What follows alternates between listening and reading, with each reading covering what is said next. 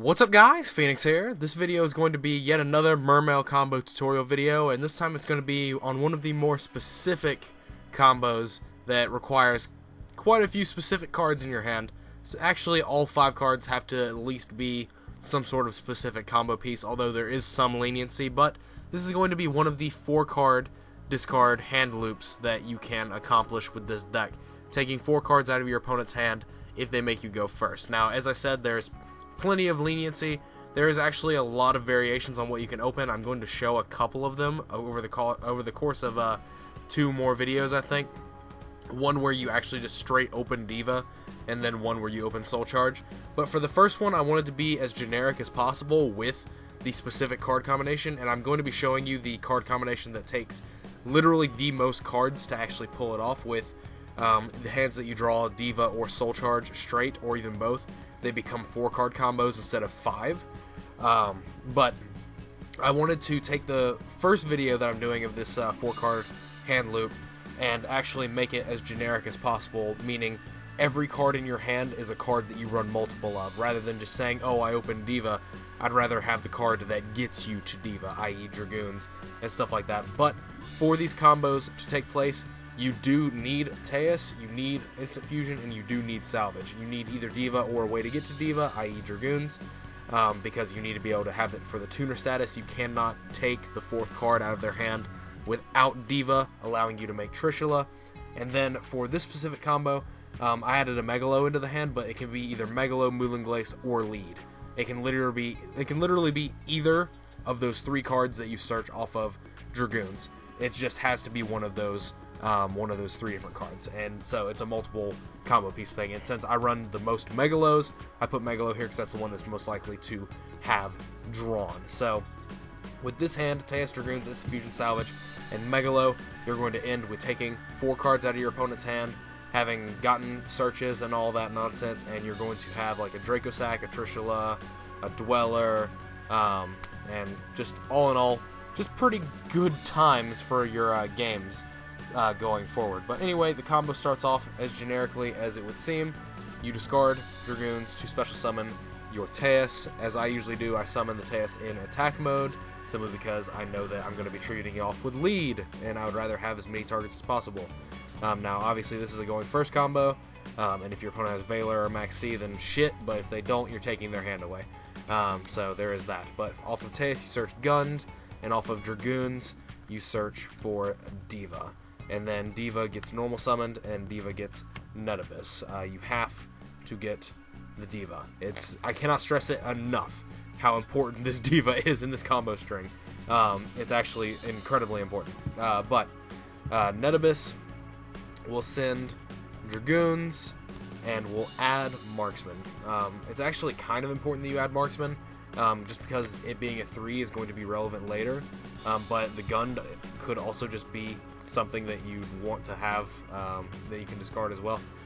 It's basically just going to end up getting discarded off Tatsunoko to be making Trish going forward. But anyway, the Dragoons search will get the lead, and then from here, Instant Fusion is going to be played, and you're going to get Norden, and then Norden will bring back Dragoons, and then these will be overlaid into Dweller just to make the combo have a very high safety net against decks like Burning Abyss and stuff like that. If you're doing this blind, then you definitely want to have this sort of a safety net. And also the boost is actually just relevant.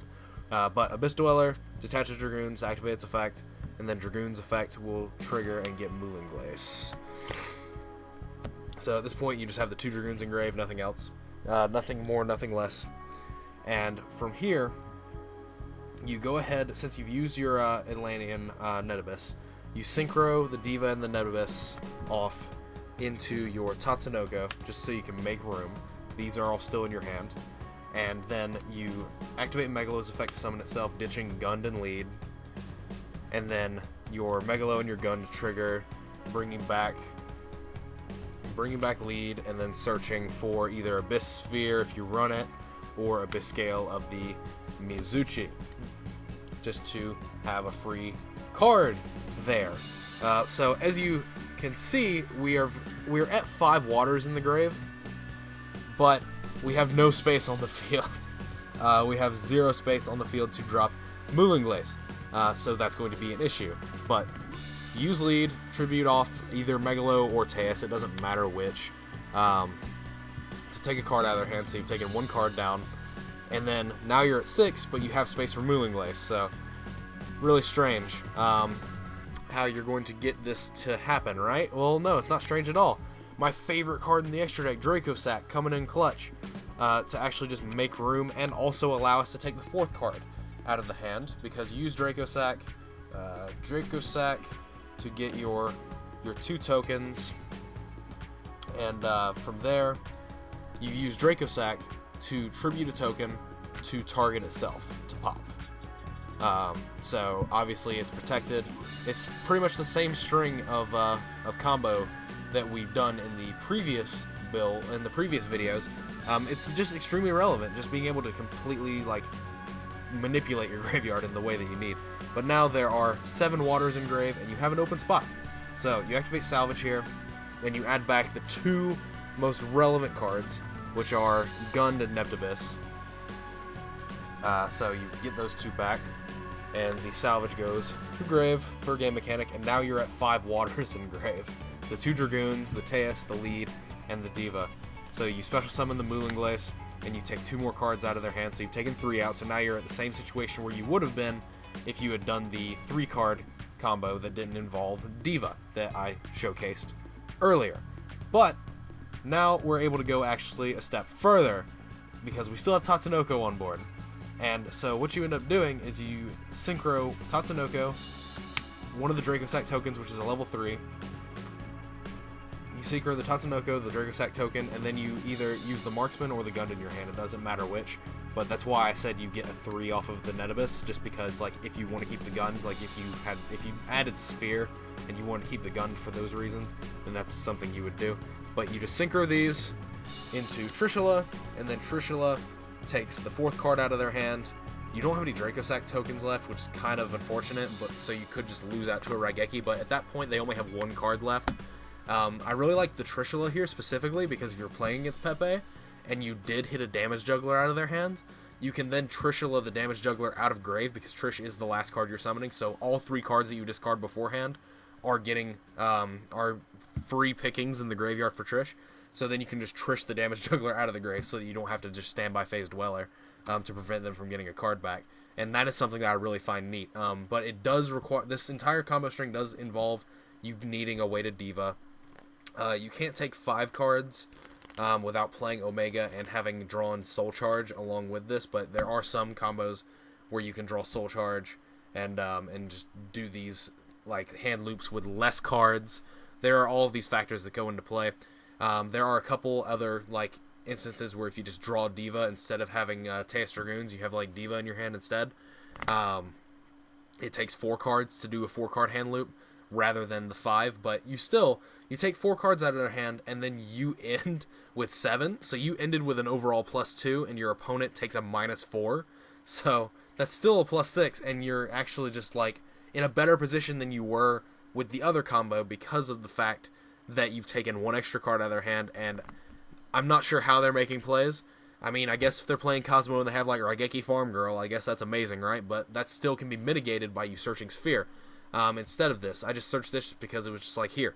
But there's just all these other things that could come into play that can just allow you to do things. Now, there are many, many variations on this. I don't know all of them by heart off the top of my head, because I'm trying to go second with this deck, and these are realistically something you're trying to do going first.